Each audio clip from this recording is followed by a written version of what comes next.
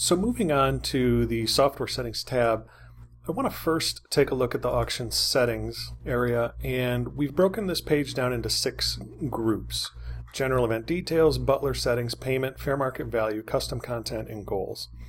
General event details is essentially where you would set your time zone, your observance of daylight savings, and then your event start date and time.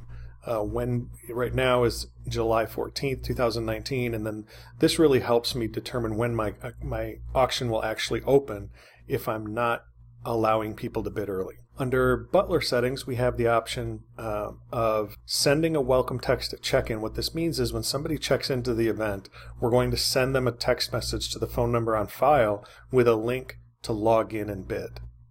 And that can be set to yes or no. Then there's a fair amount of instructions that come down to this custom welcome text message. You have the ability to customize your welcome text, and I'm going to change that to you. Basically, you have these 5 options. You can put the bidder number, bidder first name, bidder last name, the URL that they can log into, and then the table name if they have a table assignment. Read these special notes just to kind of see how this works, but this lets you customize the welcome text that people will see when you check them into the event. And then under payment, you have the ClickBid payment processor, and then you have the ability to choose an other. When people check out with the Butler tool, and for instance they want to use a student account or employee account, payroll deduction, you can make an other option when they check out, so you can flag that and report on it. And then under the ClickBid payment method, you have the option of putting your bank account number, routing number, and bank name, so that when funds are received, we will go ahead and process those and transfer them once you request them. And then underneath payment, below that is the sales tax and the credit card fees section.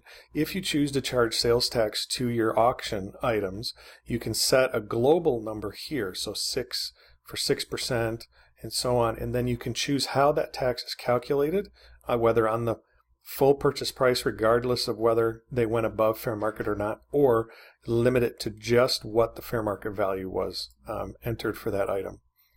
And then we have the ability to capture credit card fees. You can type in a percentage here as well. So if your credit card fees are 3.5%, then you can go ahead and put a dollar amount in.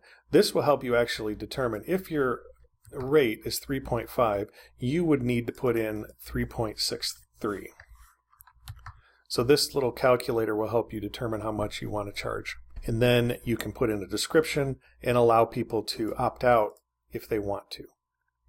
Then you have your fair market value settings. You can choose fair market value within the preview, on the browse page, and then on the receipts. You can turn that on and off.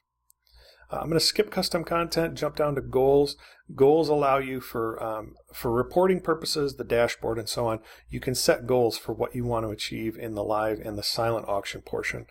You can set a goal for appeal items, but those are actually in the items themselves. And then lastly, I want to end on custom content. Custom content allows you to change the statement footer and the terms page. The terms page shows up when somebody confirms their name when they log in. This is what you might put in here for all bids are final, payments are required within 7 days, and so on. We do have some sample content that you can point out to.